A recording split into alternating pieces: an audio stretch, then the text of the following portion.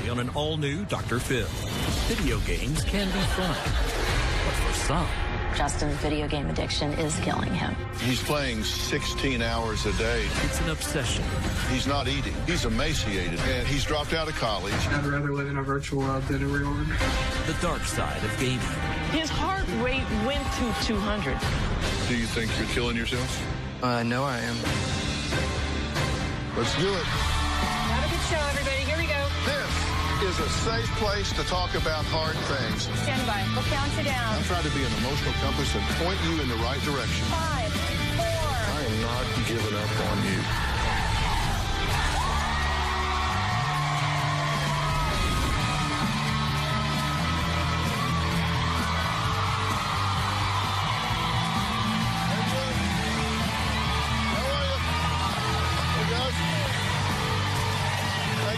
Thank you very much. Okay, everybody have a seat. You know, 1972 was the year the video game Pong was released. You remember that? And in the early 80s, everyone was trying to gobble up the little dots with Pac-Man. And who can forget that first Atari console and Mario and Luigi? So it's no surprise that video gaming has become such a huge part of our culture. Nowadays, anyone can create their own online virtual world, like in the very popular Second Life. And I'm going to zoom in here. All right. And, all right. And there I am. Okay?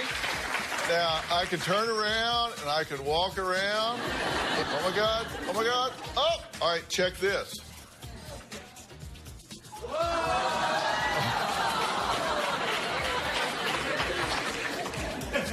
All right, check this. All right.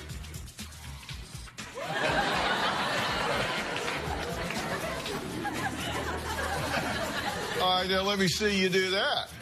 All right. I can literally create an entire world for myself and meet other people, or at least their avatars, okay? Look, I can ride a bike. I can fly an airplane. I can walk through a park. I can play the piano.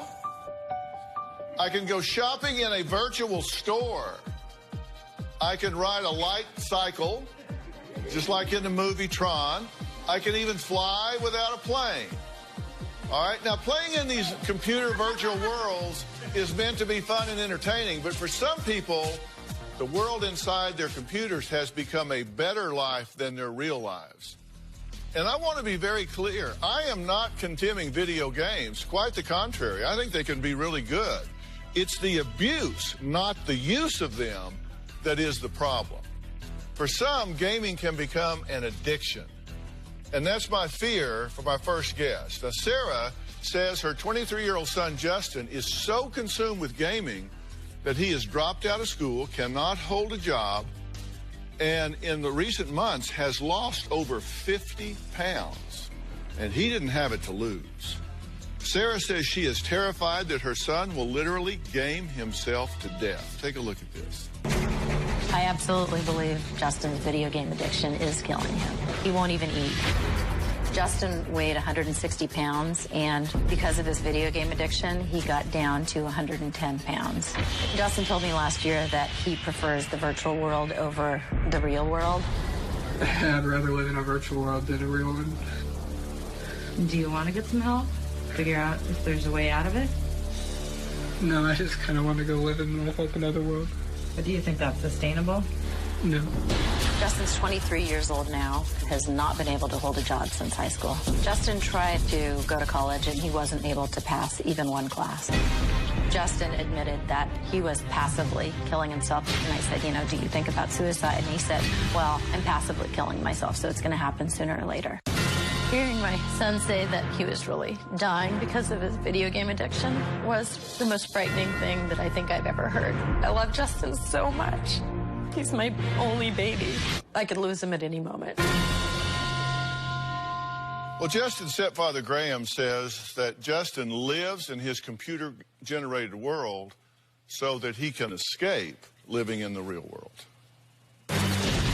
Justin's addiction to gaming could very well be killing him.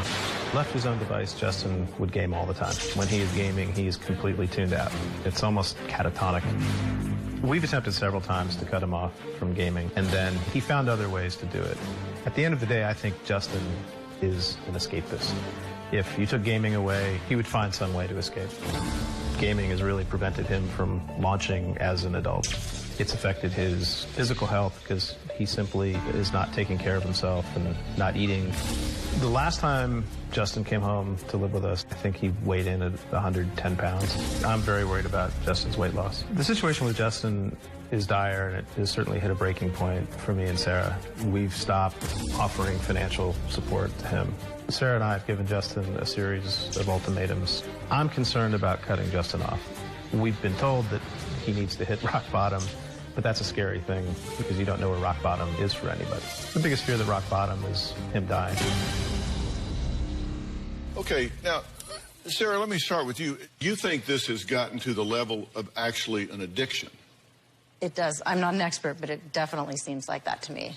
He's spending literally every waking hour in front of this computer screen playing this game, right? And even, I mean, days. And sometimes, you say he's been up overnight. Absolutely. Regularly. 30 hours sometimes at a time. And he's not eating. Correct. What's he say about it? Sometimes he says, I know it's a problem, but I love it. And if I bring it up to him, he will definitely go out of his way to maybe go on a walk with me or something, but that's always very temporary. So you can pull him away temporarily and you go walk around the block, but you blink and he's back in there. Yeah, he's like, look, I'm all good. And you turn around and he's back on the game. And he's dropped out of college. He can't hold a job. Correct. And when you say he's lost 50 pounds, he's emaciated now, right? Yeah. You said that there were times when you would go into his room and the garbage in his room was like 2 feet deep. When I finally kicked him out of the house, there were 2 feet of garbage that we had to scrape up with a shovel. You had to shovel his room out. I mean, were there creatures in there? I mean, what? Moldy burgers, yeah, dishes I hadn't seen for years. How worried about this are you? I'm really worried. In the last couple of years, it's gotten to a point where I'm worried about him surviving it. You said something that kind of stuck with me. I wrote it down as a quote. You said, I've been saving Justin's voicemails because in the event that something happens to him, I want to be able to hear his voice. It's true. You're planning for his death. It's a reality for me if we don't get help. All right. Now, Justin says he prefers his life in the computer-generated world, and he wishes he could live there permanently. Now, how far would he go to make that happen? Well, we're going to hear his logic and his rhetoric. This is an intelligent young man, and we're going to hear what he has to say and how he reasons through this. We'll be right back.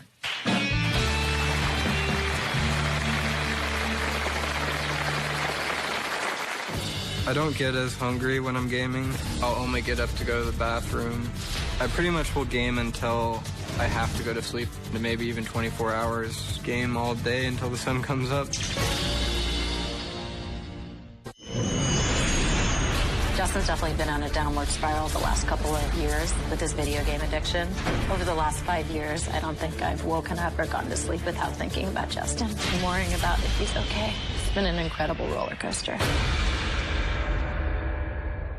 Well, my guest Sarah and her husband Graham live in constant fear that Sarah's 23-year-old son is killing himself. Not with drugs or a dangerous life on the street, but with a computer-generated alternate world. Let's take a look at this. I enjoy gaming more than I enjoy life.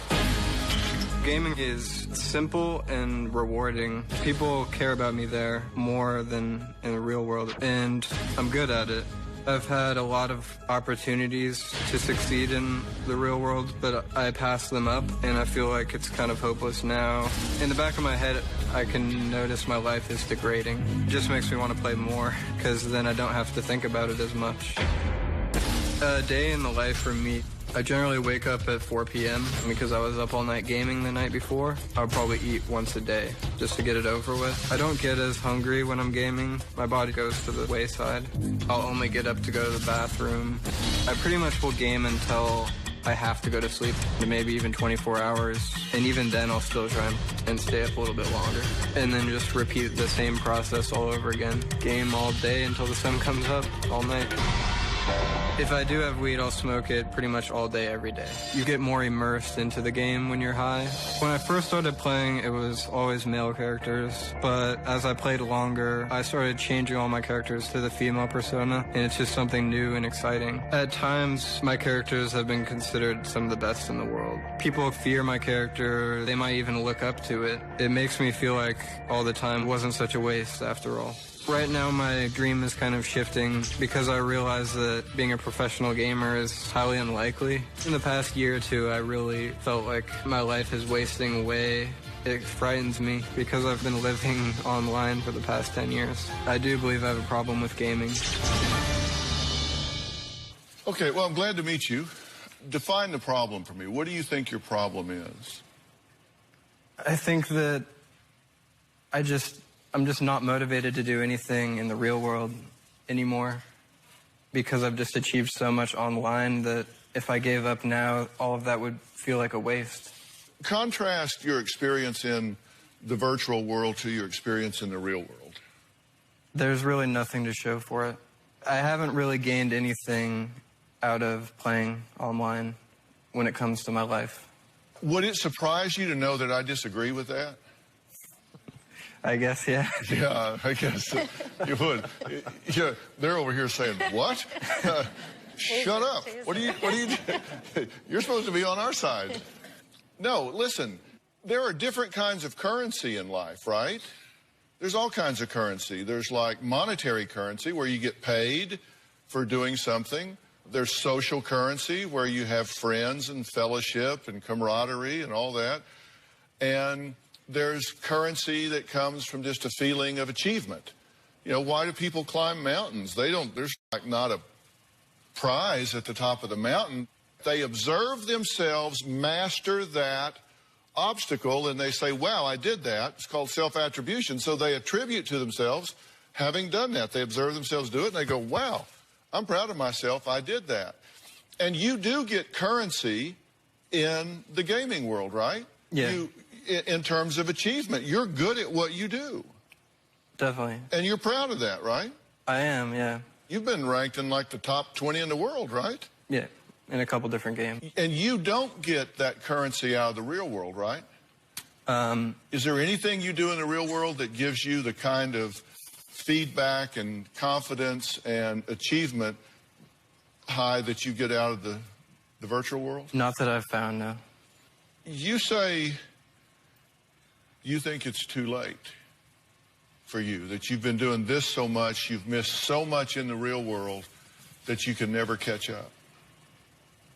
Yeah, a lot of the times I feel that way. Yeah. What is it you've missed? How old are you? 23. Yeah.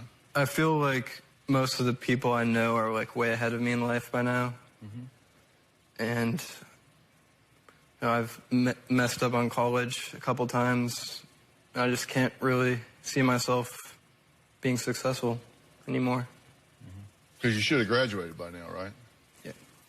So you've kind of given up on that. And so now you're stuck in this.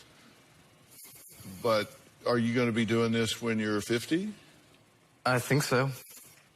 The trash in your room will then be like 8 feet high, and you'll have tunnels through it. I mean, you've got to do something different, right? I definitely have to do something different. Yeah. Otherwise, I don't think I'll make it to 50, no. Yeah, because really, you're wasting away, right? Yeah. So tell me about smoking dope. How's that figure into all this? I guess at first it was just a habit, but then it just became my life. I mean, it helps me escape. When I'm high, I just don't worry about anything. Can't even match the music. produce it. Now they wanna crack the new shit. They just wanna act that I'm bath the new kids. They can't even match the music. They can't even rap that it's black produce it. They just wanna crack the new shit. They just wanna act that I'm bath the new kids. Sorry big man, with your big life and your kick man. Sorry big man, with your big life and your whip man. Sorry. What are you escaping? The life I left behind, pretty much. Well, you're already escaping that in the virtual world.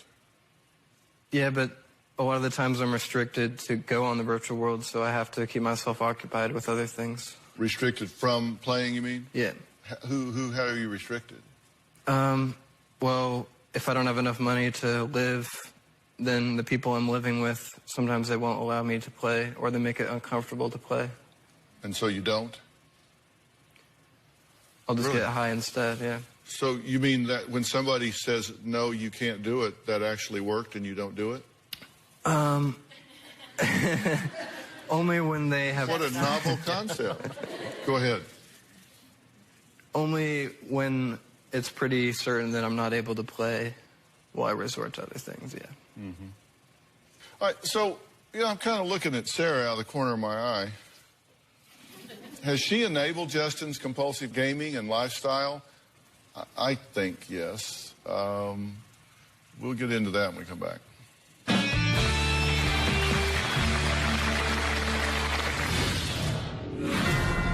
Do you know that she's afraid that she's going to wind up burying her son?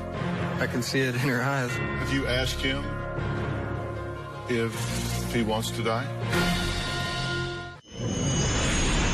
I consider myself a video game addict, and I think it's pretty common for most addicts to defend their behavior. I feel like I need help, but I'll never be able to accept that because I know what that help would mean. It would basically mean the end of gaming, and I don't want to give up gaming. Well, Justin is 23 years old, and he admits to having 4 female and 1 male avatars or alternate beings that he plays games through 16 hours a day. And it says he has better relationships in the virtual world instead of the real world. But Justin's mother, Sarah, says her son's obsession has had an adverse effect on not only him and his life, but her and her life, her relationship with Graham. I mean, it's just affected the whole family. Take a look. With Justin living with us, things between me and Sarah were definitely more strained. Graham and I do fight about Justin. Graham can definitely be a bully, and Graham doesn't want Justin in the house. Graham has definitely told me that I need to let Justin sink or swim. I think Sarah and I have been enabling Justin, particularly with financial support, always giving him the opportunity to have that safety net. And I think it's been preventing him from standing on his own 2 feet and taking care of himself. That definitely scares me because I do believe that letting Justin sink might mean him drowning and lead to his death. I'm ready to cut him off and let him swim. I just need to know from Dr. Phil that he won't sink. Okay, well, I can't tell you whether he will or he won't, but let me ask you something, and I'm asking this really for all the parents that are out there watching as much as I'm asking you. Did you pick this battle too late? Probably. Because at 8 years old, you were sometimes letting him stay up all night long playing video games, right? Maybe not all night, but Well, okay. Yeah. You were letting him stay up late into the night playing video games. If it wasn't a school night, yeah. Yeah. And you were letting him, like, really get into this and get rolling. Yeah. Not that you saw where this was headed. I had no idea. Of course not. He seemed to really enjoy it. If that was foreseeable on your part, yeah, you would have. And that's why I say I'm asking you this question as much for the parents at home to make it foreseeable. Yeah. Okay? And you take a harder line on this even now than she does, right? Tried. I don't want to live the rest of my life without him. Right. Do you know that she worries about you?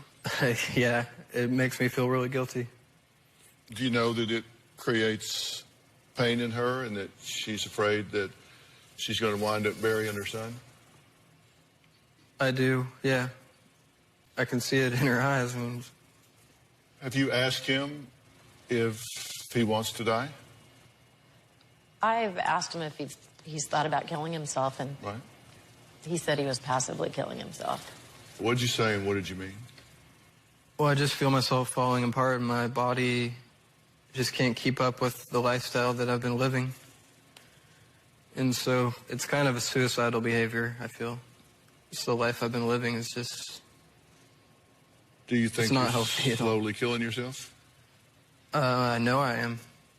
I always think that 50% of the solution to any problem lies in defining the problem, right? Thank you. And so I've really tried to deconstruct this situation and say, how did we get here? And some of it is, I think, you let him get too deep into this too soon. We can't change that. It is what it is. I also wanted to take a look at what I think are some of the sequence of events that have taken place here. Before Justin was ever born, back in 1984, your grandmother killed herself, correct? She hung herself.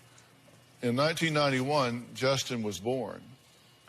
At age 4, the paternal grandfather committed suicide. The maternal grandfather committed suicide. So we have a great-grandparent and 2 grandparents here that have killed themselves in this family. But about age 5, you're introduced to video games. This question was at 5 or 8, but around this time. Yeah. And then it's interesting, at age 7, you start showing some real creativity, right?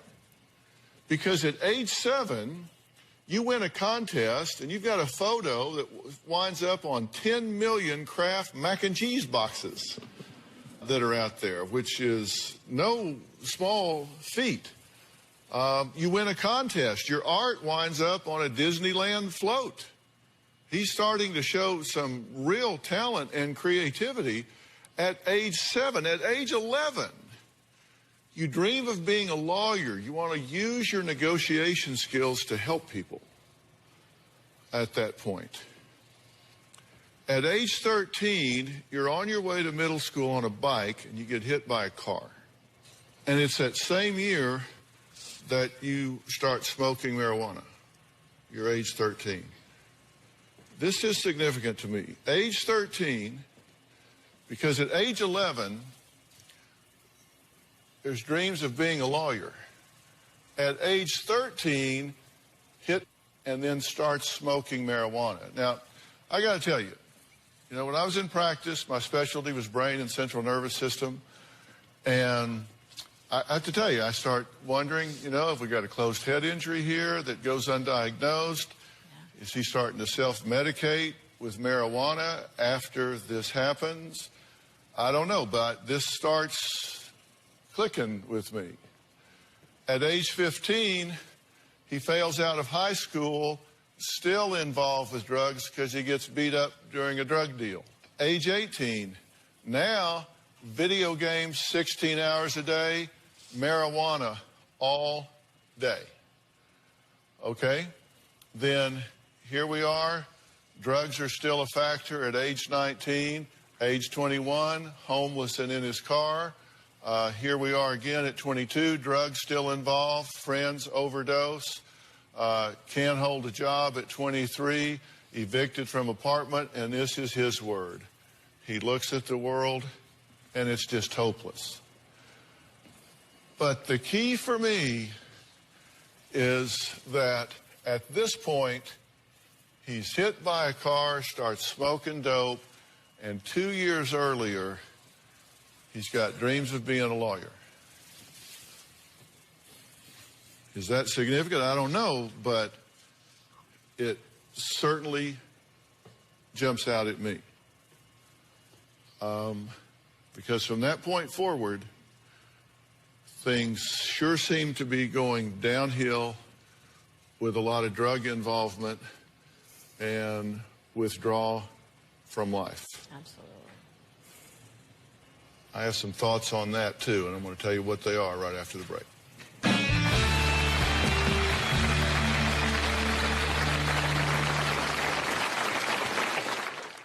Justin started playing video games when he was 5 years old. If I tried to take Justin's games away in high school, he would get so angry at me, his face would turn red. He would cry and scream. He would say I'm ruining his life. It was definitely a scary thing.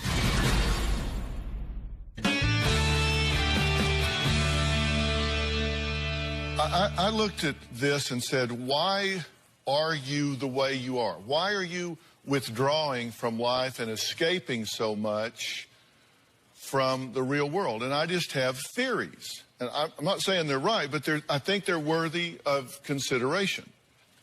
That's you. You're right there in the middle. And I wanted to look at what's in your world. Well, we've got one grandmother that has committed suicide. We've got two grandfathers that have committed suicide. We've got 5 alcoholics. We've got 4 drug addicts. We've got 5 unemployed relatives. We've got 2 homeless relatives. We've got 2 relatives with depression. We've got a family history, obviously, of addiction and mental illness. We've got one friend from school that has died of a drug overdose. You've had a relationship in the real world. That has not worked out well.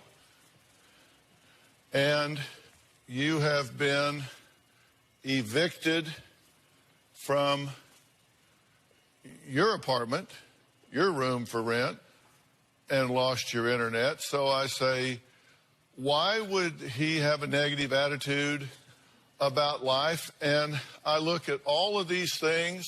You got this, you got this, you got all of these things. When you look at them, both in terms of experience and some of them in terms of genetics, all of these things impinging on you. And I start asking myself not why you have this attitude, but why not? Yeah, I mean, it's a lot of pressure, and I'd rather just, a lot of the times I'd rather just give up. You know, I asked a colleague of mine to come here today that deals with just this kind of thing, the addiction to gaming, that has worked in this field, has studied this directly. Although internet gaming is not currently recognized as a disorder or addiction, some in the medical community certainly believe otherwise. And Dr. Kenneth Woog is a licensed clinical psychologist who runs the computer addiction treatment program of Southern California. Doctor, you believe that this is a very real phenomenon and something that does happen at a brain level, correct? Absolutely. It's a real phenomenon. Define the addiction in terms of what happens to the individual physically, physiologically. Well, basically, the science of addiction over the last 20 years is we really understand what that is now. Essentially, there's a reward center of the brain, and that part of the brain is activated when we experience pleasure. Drugs of addiction, like heroin, activate that in a very powerful way. So it doesn't take a lot of use to get addicted. In the gaming side, they're seeing those same reward pathways light up when kids play games. And because they're playing for so long and so often, over such a long span of time, these same experiences of addiction seem to come about. So we see the same results, and it's clear they can't quit on their own. Despite all the negative consequences of their play, they still can't quit on their own. And that's the definition of addiction. Mm-hmm. And when you have the interactive effect of marijuana, the constant use of marijuana, and the constant gaming, and those things interact, there could be a multiplicative effect going on here as well. Absolutely. It's clearly there's a lot of avoidance. The real world is tough. It's hard. You've got to face anxiety. He's got to face his depression head on. And when he can go into the virtual world or use an intoxicating drug, he can escape that. So what effects have all of this and his compulsive gaming had on his overall health? Is his love for the online world really, truly, slowly killing him? Well, Dr. Rachel Ross from the Doctors is going to join us next, because we did an experiment with him. We're going to find out what happens when he's hooked up.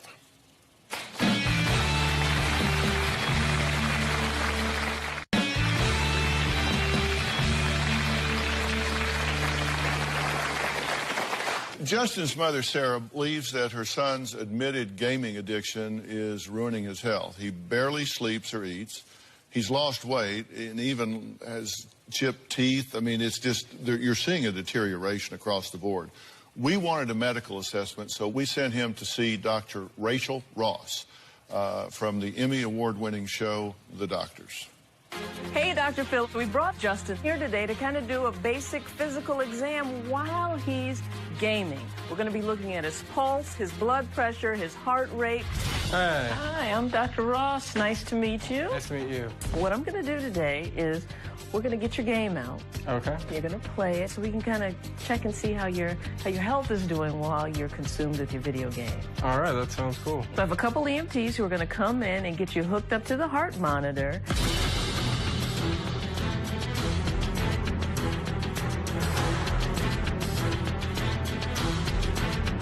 What we're doing now is we're monitoring you in your resting state. You're kind of relaxed, you're anticipating gaming, but you haven't started yet. Let's take a look now when you actually start gaming. Okay.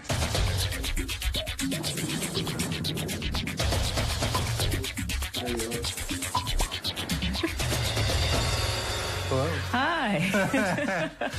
Well, you were really into that game. So, Justin, I think I have enough data to kind of analyze to let you know how gaming has been affecting your health, okay? I think I'll have some answers. I'm excited to hear about it. So, Dr. Phil, we did find some very definitive physiologic changes that Justin went through while he was gaming, even to the point where when I went to remove his pads, they almost slipped off because he was sweating so much. So we'll talk about it when I see you on the show. Okay, so joining the results of Justin's test is Dr. Rachel Ross. So what did you find out? What's happening to him? His resting heart rate is around 80. His resting heart rate while he's playing all day long is around 120, but when he is really at it, it goes all the way up to 200. Now, the problem with this His heart rate goes to 200? His heart rate went to 200 at a point where he was so into his game, and he wasn't even competing. So what bothers me about this is that if for the majority of his day, his heart rate is anywhere between 120 and 200, what's happening is his body is not going to get the right amount of oxygen that it needs to survive. His heart is going to eventually get bigger, and it's going to get weaker, and can eventually end up with heart failure. So not only that, but while he's gaming, you know how we remember to breathe, we're taking deep breaths. He takes these very shallow breaths. So his oxygenation, or the amount of oxygen that's supposed to get to our bodies, to our cells, is about 100%. His drop down sometimes as low as 92%. So not getting the right amount of oxygen, his heart is racing all day long, and it really is a scary thing for you. If you had a patient that just walked into your office and they had a 220 heart rate, would you put them in a hospital? Yes, we would admit it, especially for a 23-year-old person. You put them straight in the hospital? We put them straight in the hospital. This would be considered an emergency. Do you want to change this? I'm not saying you know how, and I'm not saying that at all, but do you want to change it? I think deep down, yeah, I do. Yeah. All right. Look, let's take a break. How can Justin end this destructive path of compulsive gaming?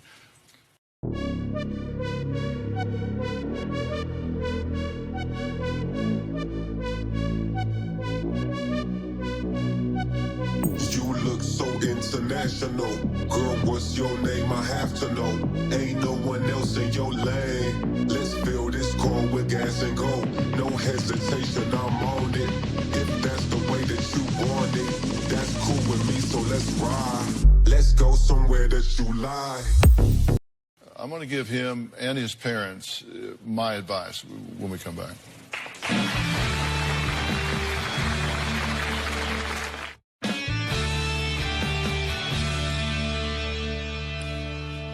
Earlier in the show, you saw my Dr. Phil avatar roaming around in the very popular Second Life virtual world. And Ebbe Altberg is the CEO of Linden Lab, the creators of Second Life. And I asked him to come here today because as much as we're seeing a toxic effect here, in fairness, there are a lot of really positive things that come from this, right? Oh, yeah. It's an incredible amount of good that can happen through virtual reality experiences. In Second Life, you have anything from education, Texas A&M teaching chemistry to students in the virtual world, health, people who can't walk or have disabilities can perform all kinds of things in the virtual world that they couldn't do in the real life. You have a tremendous amount of creativity. Everything in Second Life is created by the users. So it's not a game. It's a place for people to create and socialize and share. And there are gamers out there who find a way to balance playing in the virtual world with the real world. 24-year-old Dominic has been gaming for 20 years, which means he started when he was 4. He says he's an avid game player with 25 games on his cell phone alone. Dominic, you play how many hours a day? Well, now I only play around like 1 to 2 hours a day, but prior I would play like 16 to 24 hours sometimes. Yeah. Yeah. Okay, but you balanced it, and how did you do that? If I get all my work done, then I'll game for 2 hours. If not, then no gaming at all. Or, you know what I mean? I use it as like an incentive. Yoshi is a 27-year-old who's been gaming since he was 7 years old, and he too considers himself an avid player, but he works full-time, and he's figured out a unique way to keep his game playing from interfering with his life. So how do you do it, Yoshi? Well, for me, I'm the opposite of Dom, where I just, if I really feel like playing video games that day, sometimes I'll get up 2 hours early and play for a while before I go on about my regular day and get my other stuff done. The point is, you guys enjoy it, but you've balanced it with your life, and both of you have successful careers and do things that you get rewarded for in the real world, right? Yes.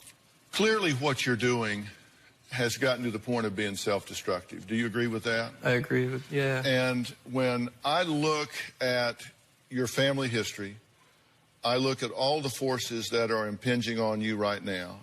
I look at your chronic drug use and your excessive gaming. I don't think there is one chance in hell that you can stop this on your own.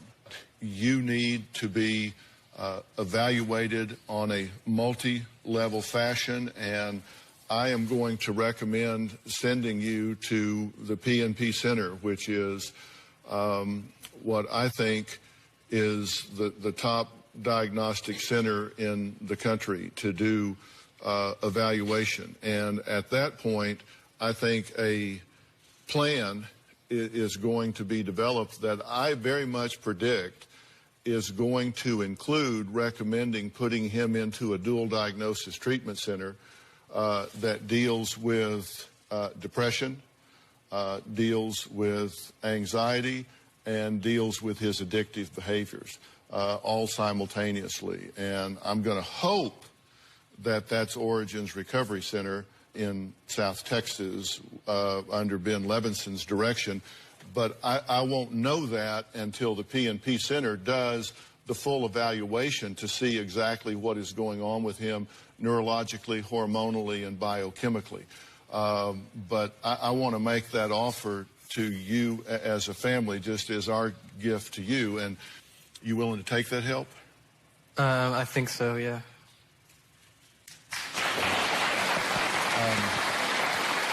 And, you know, that's fair enough. And what I ask you to do is just take it a step at a time. Does that make sense to you? Thank you. Because I think we're going to bring some really strong resources here that make sense. Okay? Thank you very much. Okay, well, I want to thank you all for being here and sharing your story.